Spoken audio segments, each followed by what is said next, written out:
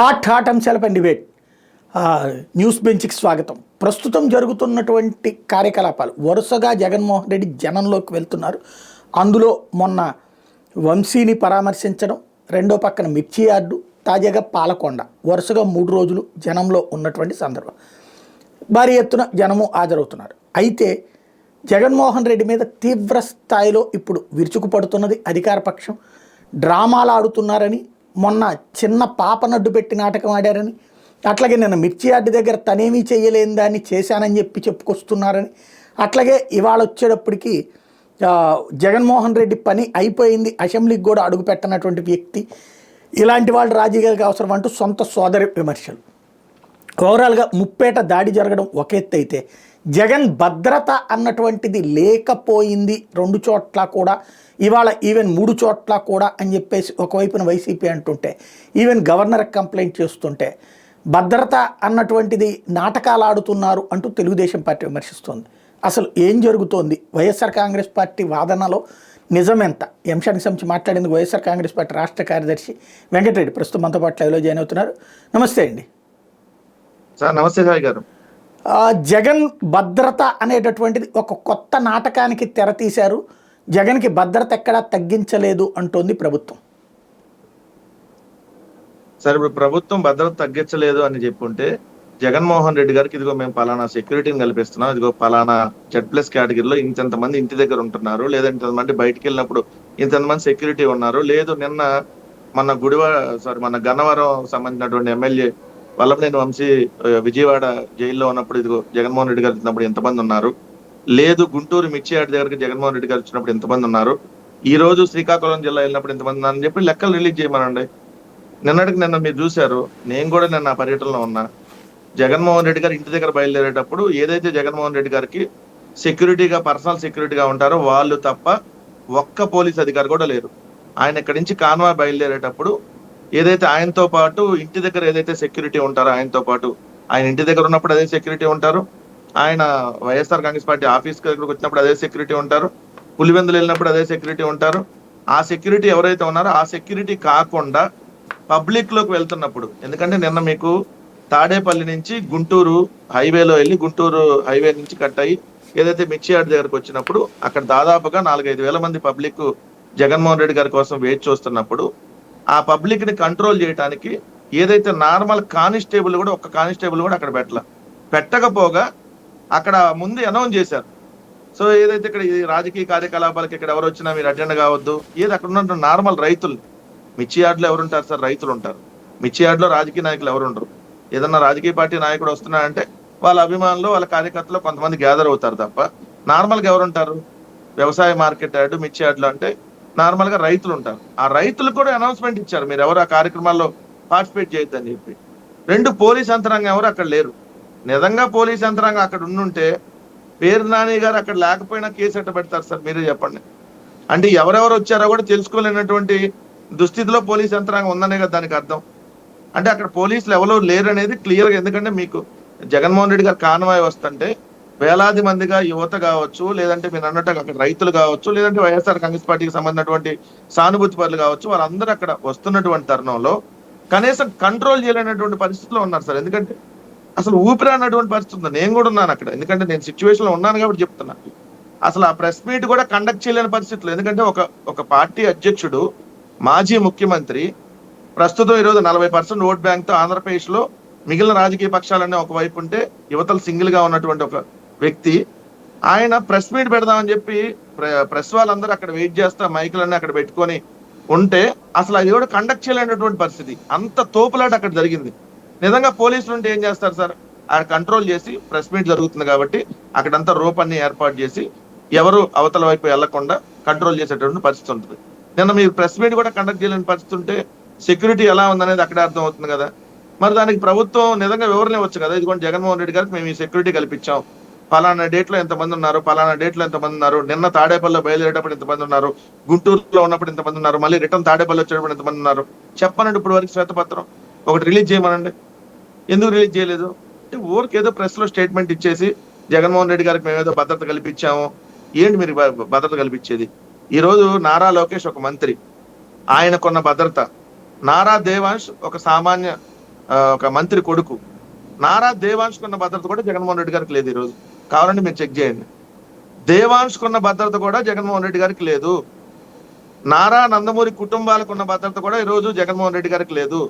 జగన్మోహన్ రెడ్డి గారు మాజీ ముఖ్యమంత్రి, ఆంధ్రప్రదేశ్ రాష్ట్ర ప్రతిపక్ష నాయకుడు, ఒక పార్టీ అధ్యక్షుడు, ఓసారి ముఖ్యమంత్రి, ఓసారి అపోజిషన్ లీడర్, 4 సార్లు ఎమ్మెల్యే, 2 సార్లు ఎంపీగా చేసినటువంటి వ్యక్తి.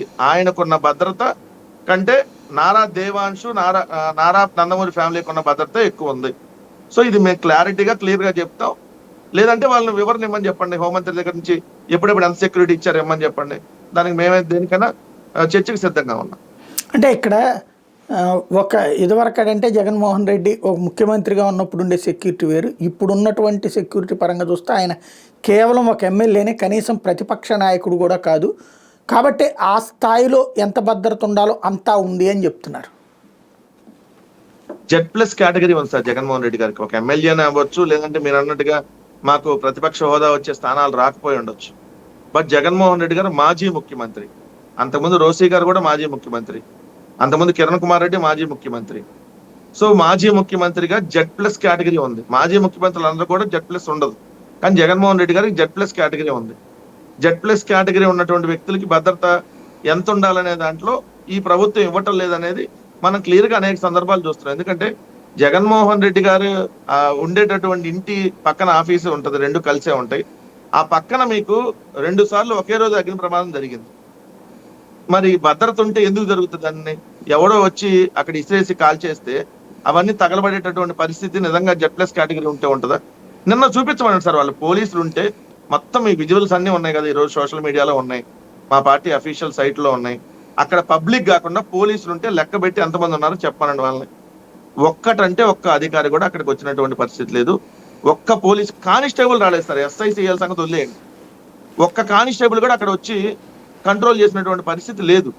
అంటే జగన్మోహన్ రెడ్డి గారి భద్రతను వాళ్ళు గాలికి వదిలేశారు. ఎందుకు వదిలేశారు? స్వయాన ఈ ఆంధ్రప్రదేశ్ రాష్ట్రంలో ప్రస్తుతం స్పీకర్ గా ఉన్న వ్యక్తితో పాటు అనేక మంది తెలుగుదేశం పార్టీకి సంబంధించిన నాయకులు జగన్మోహన్ రెడ్డి గారు బతికే ఉన్నారు కదా, జగన్మోహన్ రెడ్డి గారు భౌతికంగా ఇంకా ఉన్నాడు కదా, భౌతికంగా లేకపోతేనే ఈ వైఎస్ఆర్ కాంగ్రెస్ పార్టీ అనేది కనుమరుగైద్ది, జగన్మోహన్ రెడ్డి గారు భౌతికంగా ఉన్నంత కాలం దీనికి ఏం కాదని చెప్పి బాహాటంగా మాట్లాడుతున్నటువంటి పరిస్థితుల్లో ఇంకా ఏ విధంగా వాళ్ళు భద్రత కల్పిస్తారు సార్? మీరే చెప్పండి సాయి గారు. ఇప్పుడు వాళ్ళు బాహాటంగా ఇంత పబ్లిక్ గానే విమర్శలు చేస్తున్నారు. జగన్మోహన్ రెడ్డి గారు బతికే ఉన్నాడు కదా, ఆయన పోతేనే వైఎస్ఆర్ కాంగ్రెస్ పార్టీ పోయిద్ది అన్న కోణంలో మాట్లాడుతుంటే వాళ్ళు ఎందుకు భద్రత కల్పిస్తారు? జగన్మోహన్ రెడ్డి గారు పబ్లిక్ వెళ్ళనియండి, పబ్లిక్ లోనే ఏదో గొడవలై తోపులాట్లో ఆయనకి ఏమైనా అయితే అవనియండి అనే కోణంలో వాళ్ళు వదిలేస్తున్నారు. కానీ కాపాడుకోవాల్సినటువంటి బాధ్యత ఖచ్చితంగా మా వైఎస్ఆర్ కాంగ్రెస్ పార్టీ నాయకులు కార్యకర్తల మీద ఉంటుంది. మేము ఆ విధంగా ఏ విధంగా ప్రైవేట్ సెక్యూరిటీని పెట్టుకొని వెళ్ళాలి అనేది, ఎందుకంటే నిన్న చూసిన తర్వాత ఇంకా ప్రైవేట్ సెక్యూరిటీ ఒక రోప్ పార్టీని పెట్టుకోవాలి. ఎందుకంటే అంతకుముందు పాదయాత్రలో మేము పెట్టుకున్నాం సార్, ప్రభుత్వం ఇవ్వాల. మేము పాదయాత్రలో ఉన్నప్పుడు కూడా జగన్మోహన్ రెడ్డి గారి సెక్యూరిటీ ప్రభుత్వం కల్పించాల.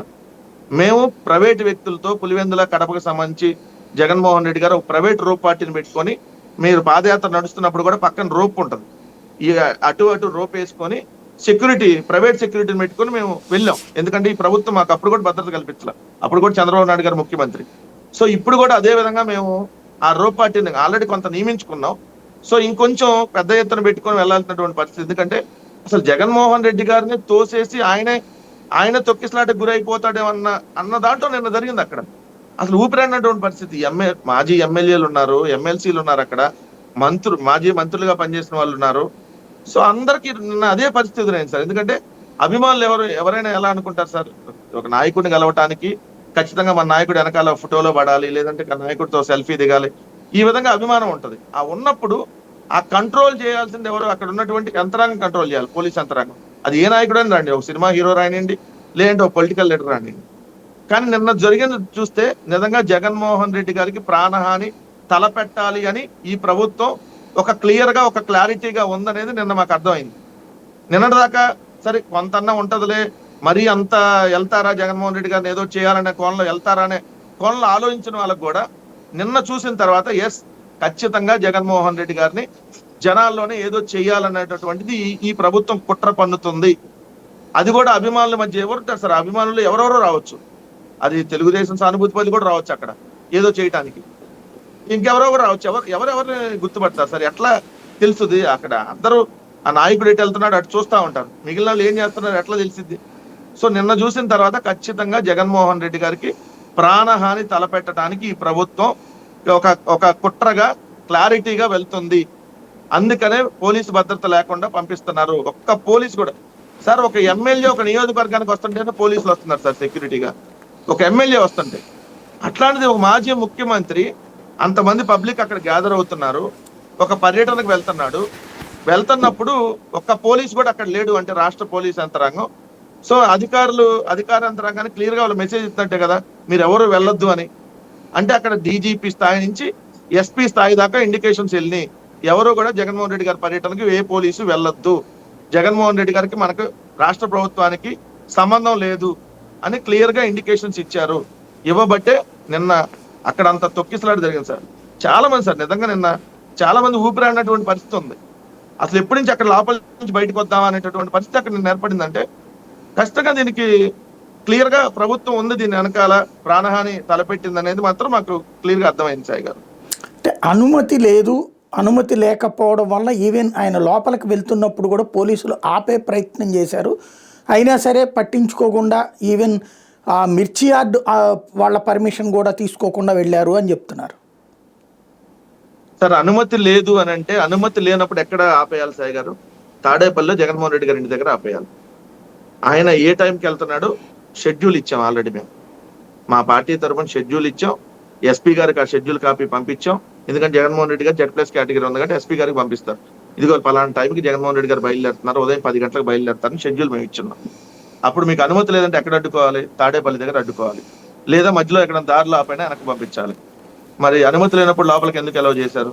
ఆయన జగన్మోహన్ రెడ్డి గారు ఈ ఎమ్మెల్సీ ఎన్నికల్లో వైఎస్ఆర్ కాంగ్రెస్ పార్టీ పోటీ చేయట్లా, దానికి అనుమతి దేనికి ఉంటది? మేమన్నా అక్కడ ఏమన్నా తెలుగుదేశానికి వ్యతిరేకంగా ఎమ్మెల్సీ ఎన్నికల్లో ఓటేయండి అని ఏమన్నా మేమన్నా ప్రచారం చేయడానికి వెళ్ళామా? రైతాంగం తీవ్రమైనటువంటి ఇబ్బందుల్లో ఉంది. ఓ పక్క కేంద్ర ప్రభుత్వం ఇచ్చే పిఎం కిసాన్ 6,000 రూపాయలు తప్ప ఆంధ్రప్రదేశ్ రాష్ట్ర ప్రభుత్వం నుంచి ఒక్క రూపాయి కూడా ఇప్పటి వరకు ఈ 9 నెలల్లో రాష్ట్ర ప్రభుత్వం తరఫున ఒక్క రూపాయి అందలేదు. రైతులకు గిట్టుబాటు ధర లేదు, పంట నష్టపోయిన వాళ్ళకి ఇన్పుట్ సబ్సిడీ లేదు. ఇంత తీవ్రంగా ఇబ్బందులు పడుతున్నప్పుడు ఖచ్చితంగా ఒక రాజకీయ పార్టీగా మేము వాళ్ళకి అండగా ఉండాల్సినటువంటి బాధ్యత ఉంది. కాబట్టి ముందు రోజే మేము షెడ్యూల్ ఇచ్చి రేపొద్దున మేము రైతుల్ని కలుసుకొని వాళ్ళకి మేము భరోసాగా ఉంటామని చెప్పడానికి వస్తున్నామని చెప్పాం.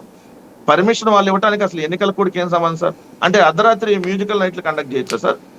దాంట్లో సీఎం రావచ్చు, డిప్యూటీ సీఎం వెళ్ళొచ్చు, హోంమంత్రి ఉన్నారో లేరో తెలియని హోంమంత్రి రావచ్చు, వీళ్ళందరూ రావచ్చు అక్కడ. ఇది ఒక మ్యూజికల్ నైట్ కి. మరి అదే విజయవాడ, అదే గుంటూరు కంబైన్డ్ ఎలక్షన్ కదా, మరి దానికి ఎలా పర్మిషన్ ఇచ్చారు మ్యూజికల్ నైట్ కి? మ్యూజికల్ నైట్ కి ఇచ్చుకోవచ్చు ఎవరు? రాజకీయ పార్టీ నాయకులు రానంత కాలం. రాజకీయ పార్టీ నాయకులతో సంబంధం లేకుండా మ్యూజిక్ నైట్ కండక్ట్ చేస్తే వచ్చు. మరి ముఖ్యమంత్రి రాజకీయ పార్టీ నాయకుడే, ఉప ముఖ్యమంత్రి రాజకీయ పార్టీ నాయకుడే, హోంమంత్రి లేదంటే బాలకృష్ణ లేదంటే అనేక మంది మంత్రులు, మరి ఎలా పర్మిషన్ ఇచ్చారు దానికి? అసలు ఎన్నికల కమిషన్ చెప్పడానికి సిగ్గన్నా ఉండాలి కదా ఎన్నికల కమిషన్ కి. ఎన్నికల కమిషన్ ఈరోజు చెప్పే ఎన్నికల కమిషన్ కి సిగ్గు శరవన్నా ఉండాలి కదా. ఈ రోజు 8.5 నెలలుగా ఆంధ్రప్రదేశ్ రాష్ట్రంలో వందలాది మంది వైఎస్ఆర్ కాంగ్రెస్ పార్టీ కౌన్సిలర్లు, వందలాది మంది వైఎస్ఆర్ కాంగ్రెస్ పార్టీ కార్పొరేటర్లని బలవంతంగానో లేదంటే వాళ్ళని బెదిరించో, వాళ్ళని ప్రలోభాలకు గురి చేసో, లేదు అని అంటే వాళ్ళని కిడ్నాప్ చేసో, లేదంటే బుల్డోజర్లు ప్రయోగించో వాళ్ళందరినీ తెలుగుదేశం కూటమి వైపుకి వాళ్ళు లాక్కుంటా ఉంటే మేము వెళ్ళి రిటర్న్ గా కంప్లైంట్ ఇచ్చాం సార్. మా ఎమ్మెల్సీలు మా ఎమ్మెల్యేలు వెళ్ళి రిటర్న్ గా కంప్లైంట్ ఇచ్చి అసలు ఇక్కడ ఎన్నికల వ్యవస్థ సరిగ్గా పనిచేయట్లేదు, మా కార్పొరేటర్లు కిడ్నాప్ చేస్తానని మేము రిటర్న్ గా కంప్లైంట్ ఇస్తే ఎన్నికల కమిషన్ నోరేమన్నా మోగపోయిందా, చచ్చిపోయిందా? ఎన్నికల కమిషన్ కి అప్పుడు కాపాడాలనేటువంటి బాధ్యత లేదా? తిరుపతిలో సాక్షాత్తు విత్ వీడియో ఫుటేజ్ ఉంది. శంకర్ యాదవ్ అనేటటువంటి తెలుగుదేశం పార్టీ నాయకుడు వైఎస్ఆర్ కాంగ్రెస్ పార్టీ ఎంపీ గురుమూర్తి, ఎస్సీ ఎంపీ, బీసీ మేయర్, అదేవిధంగా మా కార్పొరేటర్ల బస్సులో ఉంటే వాళ్ళందరినీ శంకర్ యాదవ్ అనేటటువంటి తెలుగుదేశం నాయకుడు ఆ బస్సు అద్దాలు పగలగొట్టి వాళ్ళందరినీ లాక్కొని దాంట్లో ఒక 6గురిని కిడ్నాప్ చేసి తీసుకొని వెళ్ళిపోయి మహిళా కార్పొరేటర్లు అసభ్యంగా మాట్లాడితే పోలీసులు కంప్లైంట్ ఏం పెట్టారో తెలుసా? ఎస్ఐ కంప్లైంట్ ఇచ్చాడంట, ఏమని? గుర్తు తెలియని వ్యక్తులు ధ్వంసం చేశారని. సిఏ దానికి కంప్లైంట్ కట్టాడు, ఎస్వి యూనివర్సిటీ సిఏ. మరి ఆయన వీడియో ఫుటేజ్లు ఆడియో ఫుటేజ్లు 4 రోజుల తర్వాత లొకేషన్ కలిసిన ఫోటోలు కూడా ఉన్నాయి. మరి గుర్తు తెలియని వ్యక్తులను పెట్టారు. ఇప్పటి వరకు ఒక్క కంప్లైంట్ లేదు. తుని మున్సిపాలిటీకి సంబంధించి pregnant women sir, pregnant women మా కౌన్సిలర్ గా ఉన్నారు, ఆమె ప్రెగ్నెంట్. ఇప్పుడు ఆమెను కూడా పరిగెత్తిచ్చారు సార్, పరిగెత్తించి ఆమె వాళ్ళ బారిన నుంచి తప్పించుకోవడానికి ప్రెగ్నెంట్ ఉమెన్ పరిగెత్తినటువంటి పరిస్థితులు. ఇంత దారుణమైన పరిస్థితులు ఉంటే ఒక్క రోజు కూడా స్పందించిన ఎన్నికల కమిషన్, రాష్ట్ర ఎన్నికల కమిషన్ ఇప్పుడు జగన్మోహన్ రెడ్డి గారు వస్తుంటే ఇప్పుడు కేసులు నమోదు చేసేసారంట. మరి చూస్తానికి ఎంత క్లారిటీగా అర్థమవుతున్నప్పుడు ఎవరేంటో తెలియట్లేదా సార్? మేము పర్మిషన్ లేకుండా దేనికండి మేము పర్మిషన్? మేమన్నా పోటీ చేస్తుంటే ఎన్నికల్లో, ఎస్ మీరు పోటీ చేస్తున్నారండి, మీ అభ్యర్థి అక్కడ ఉన్నాడు, సో మీరు వెళ్ళొద్దు అంటే డెఫినెట్లీ మేము వెళ్దాం. ఎందుకంటే ఖచ్చితంగా మేము రాజ్యాంగాన్ని ప్రజాస్వామ్యాన్ని గౌరవించే ఉంటాం. మేమేం కొత్తగా రాజకీయాల్లోకి రాలా. 2011 సంవత్సరంలోనే పార్టీ పెట్టాం, బై ఎలక్షన్లు ఫేస్ చేసాం, తర్వాత అపోజిషన్ లీడర్ 3 జనరల్ ఎలక్షన్లు ఫేస్ చేసాం, 14, 19, 24. మాకు ఈ ఎన్నికల రూల్స్ ఇవన్నీ క్లియర్ గా క్లారిటీగా తెలుసు. జగన్మోహన్ రెడ్డి గారు ఏ రోజు కూడా ఎన్నికల రూల్స్ ని విరుద్ధంగా ఏ రోజు పోలా. కానీ నిన్న ఎన్నికల కోడ్కి దీనికి సంబంధం లేదు. మేము వెళ్తుంది రైతుల దగ్గరికి. అది కూడా మేము వైఎస్ఆర్ కాంగ్రెస్ పార్టీగా ఏదైనా మేము ఏదో ర్యాలీ చేసో లేదంటే ఇంకో పార్టీకి మద్దతు ఇవ్వడానికి పోవట్లే అక్కడ. సో దానికి మా పర్మిషన్ లేదన్నా ఆపుతామని అంటే ఇంటి దగ్గర ఆపాలి మీరు. మరి అక్కడ దాకా ఎందుకు పోనిచ్చారు అంటే ఇది క్లియర్ గా అక్కడ దాకా పోనిస్తే జనాలు ఇటు జగన్మోహన్ రెడ్డి గారు అనగానే జనాలు పరిగెత్తుకొని వస్తారు. సో జగన్మోహన్ రెడ్డి గారిని అక్కడ పోలీస్ బందోబస్తు లేకపోతే ఎవరు కంట్రోల్ చేయలేరు. ఎందుకంటే నాయకులు ఎంతవరకు కంట్రోల్ చేయగలుగుతారు సాయి గారు? సో పోలీసులు అయితే కంట్రోల్ చేయగలుగుతారు, నాయకులు ఏంది జగన్మోహన్ రెడ్డి గారి వైపు పక్కన ఉండాలనే ఆలోచనలో ఉంటారు ఎప్పుడు. సో వాళ్ళు కంట్రోల్ చేయలేరు కదా వచ్చినటువంటి వేలాది మంది జనాన్ని. అంటే జగన్మోహన్ రెడ్డి గారిని చంపేయాలనేటటువంటి కుట్రకి తెరలేపారు అనేటువంటి అనుమానాలు ఖచ్చితంగా కలుగుతున్నాయి. మేము కూడా ఇంకా పూర్తిస్థాయి రిపోర్ట్ తీసుకుంటాం. ఖచ్చితంగా జగన్మోహన్ రెడ్డి గారి భద్రత సంబంధించి ప్రైవేట్ సెక్యూరిటీని ఎంత వీలైతే అంతమందిని మేము పెట్టుకొని ఖచ్చితంగా ప్రజల్లోకి మళ్ళీ వెళ్తాం. ఏ ప్రోగ్రామ్ కూడా ఆపేటటువంటి ప్రసక్తి లేదు. జగన్ జనంలోకి వెళ్తారు జనవరి చివరిలో అన్నారు. ఈ సెక్యూరిటీ ల్యాప్సెస్ వల్ల ఆగిపోయారా, లేకపోతే మీరు ఆగిపోయి అదొక సాకుగా చెప్తారా? లేదు సార్ గారు, అంటే మా పార్టీకి సంబంధించిన కొంచెం ఇంటర్నల్ మీటింగ్స్ వల్ల లేట్ అయింది. ఎందుకంటే జగన్మోహన్ రెడ్డి గారు జనవరిలో వెళ్ళాలని ముందు షెడ్యూల్ చేశాం. ఇప్పుడు ఐ థింక్ అక్టోబర్ ఎండింగ్, నవంబర్లోనే షెడ్యూల్ చేశాం. తర్వాత జనవరిలో జగన్మోహన్ రెడ్డి గారు లండన్ లో వాళ్ళ వాళ్ళ వాళ్ళ పిల్లల ప్రోగ్రామ్స్ కి అటెండ్ అవ్వటం, జనవరి ఎండింగ్ కి మళ్ళీ ఇక్కడికి రావటం. తర్వాత చూస్తే కొన్ని నియోజకవర్గాల మీటింగ్లు కొన్ని పెండింగ్ లో ఉన్నాయి, నియోజకవర్గాలు జిల్లాల వారి మీటింగ్లు. ఇప్పుడు కూడా మీరు చూస్తే మొన్న 3 రోజులు జగన్మోహన్ రెడ్డి గారు తాడేపల్లిలో ఉంటే, ఒక రోజు ఏదైతే గన్నవరం మాజీ ఎమ్మెల్యే వల్లభనేని వంశీ గారి దగ్గర పరామర్శకు వెళ్తాము. 2వ రోజు మీరు చూస్తే నిన్న మిర్చి రైతులకు సంబంధించి. ఇవాళ 3వ రోజు చూస్తే శ్రీకాకుళంలో పాలవలసిన రాజశేఖర్ గారు మా పార్టీ సీనియర్ నాయకులు అని చనిపోతే ఆ కుటుంబాన్ని పరామర్శించడం కోసం. సో ఇలాంటి షెడ్యూల్ ఉన్నాయి. మళ్ళీ నెక్స్ట్ వీక్ రేపు పులివెందులో ఉన్నాయి ప్రోగ్రామ్స్. ఇట్లా సో ఏంటంటే ఇంకొక 1.5-2 months పైన పడుతుంది ప్రోగ్రామ్, అదే మేము అనుకున్నటువంటి పర్యటన స్టార్ట్ చేయడానికి. ఎందుకంటే ఈ లోపు కొన్ని నియోజకవర్గాల సమీక్షలు, జిల్లా సమీక్షలు, కొంచెం మేము కొత్తగా మన ప్లేనరీ ఏర్పాటు చేసిన తర్వాత కొత్త బాడీని ఏర్పాటు చేస్తున్నాం కాబట్టి ఆ పార్టీకి సంబంధించినటువంటి కమిటీలన్నీ ఏర్పాట్లో కూడా ఉన్నారు కాబట్టి సో ఫుల్ ఫ్లెడ్జ్డ్ ఈ కమిటీలు అయిపోయిన తర్వాత వెళ్ళాలని ఆలోచన. అంతే తప్ప వేరే దీనికి వేరే వాటికి సంబంధం లేదు. ఖచ్చితంగా మీరు అన్నట్టుగా ఏంటంటే మార్చిలో కూడా ఉండకపోవచ్చు, ఏప్రిల్ మే నెలలో పూర్తి స్థాయిలో ప్రతి పార్లమెంట్ నియోజకవర్గానికి సంబంధించి ఒక 2 రోజులు ఉండాలా, లేదు పాత జిల్లాల స్థాయిలో ఒక 3-4 రోజులు కేటాయించాలనేది చూసుకొని షెడ్యూల్ అనేది పూర్తి స్థాయిలో రిలీజ్ చేస్తాం. ఖచ్చితంగా ప్రతి ఒక్క కార్యకర్తని జగన్మోహన్ రెడ్డి గారు కలిసేటటువంటి కార్యక్రమం జరుగుతుంది. ఇప్పటికి ఎవరైతే వైఎస్ఆర్ కాంగ్రెస్ పార్టీకి సంబంధించి రిమాండ్ లో ఉన్నారో ఆ రిమాండ్ కి వెళ్ళినటువంటి ప్రతి ఒక్క కుటుంబానికి పార్టీ తరఫున ఆర్థిక సాయం అందించో వాళ్ళ కుటుంబాలకు అండగా ఉన్నాం. మిగిలిన వాళ్ళకి సంబంధించి ఎవరైతే కేసులు పెట్టారో వాళ్ళకి సంబంధించినటువంటి పూర్తి స్థాయిలో వాళ్ళకి సంబంధించి లీగల్ ఇష్యూస్ లో వాళ్ళకి ఏమేమైతే కావాలో అవన్నీ కూడా పూర్తి స్థాయిలో పార్టీయే వాళ్ళందరికీ అండగా నిలబడుతుంది. ఎవరు కూడా ఆధారపడాల్సినటువంటి వాళ్ళు లేదు. ఎవరో సోషల్ మీడియాలో చేసేటటువంటి దుష్ప్రచారాన్ని కూడా దయచేసి నమ్మద్దని మాత్రం చెప్తా ఉన్నాం సార్. రైట్.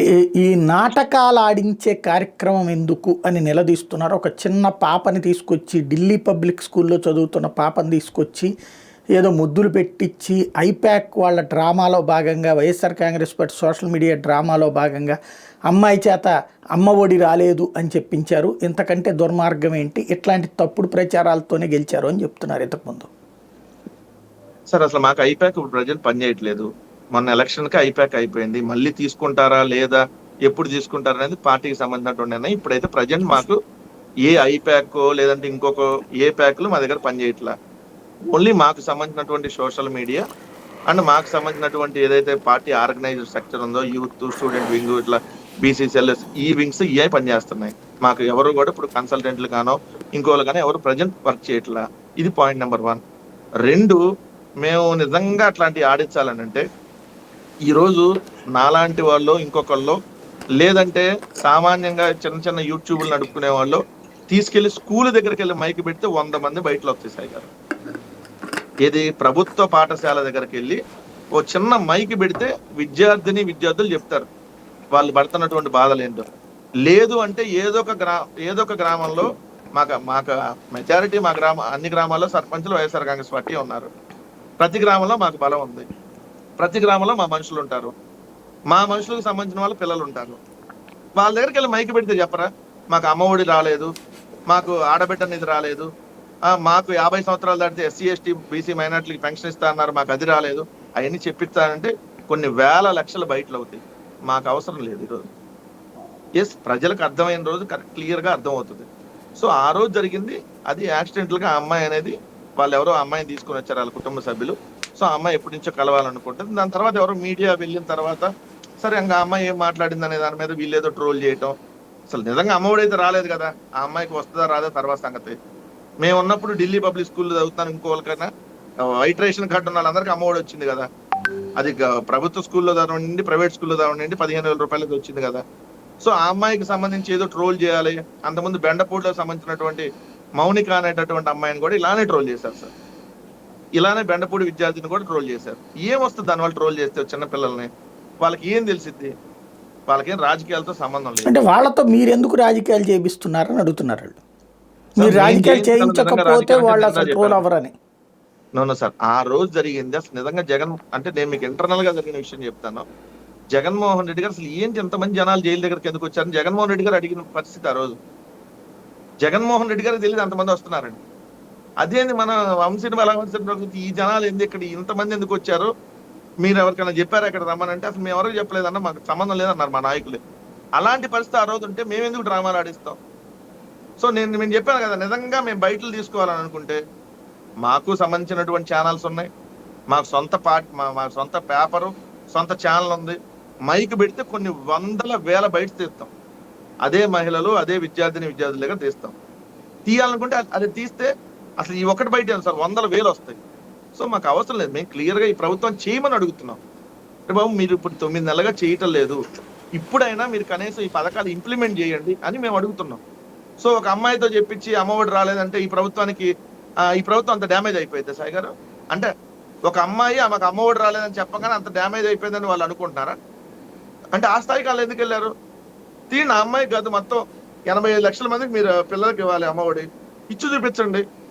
అప్పుడు ఆ అమ్మాయి చేత మీరే బయట తీసుకోండి, మాకు అమ్మఒడి ఈ ప్రభుత్వం కూడా వేసిందని. ఆ దృష్టికి వాళ్ళు ఎందుకు ఆలోచించట్లేదు? సో మేము అట్లాంటి పాలిటిక్స్ చేయట్లేదు సాయి గారు. చేస్తే మేము ఎప్పుడో గెలిచేవాళ్ళం సాయి గారు. 2009 గెలిచేవాళ్ళం, 14 గెలిచేవాళ్ళం, మళ్ళీ 24 గెలిచేవాళ్ళం. ఇట్టెందుకు ఓడిపోయి ఉంటాం?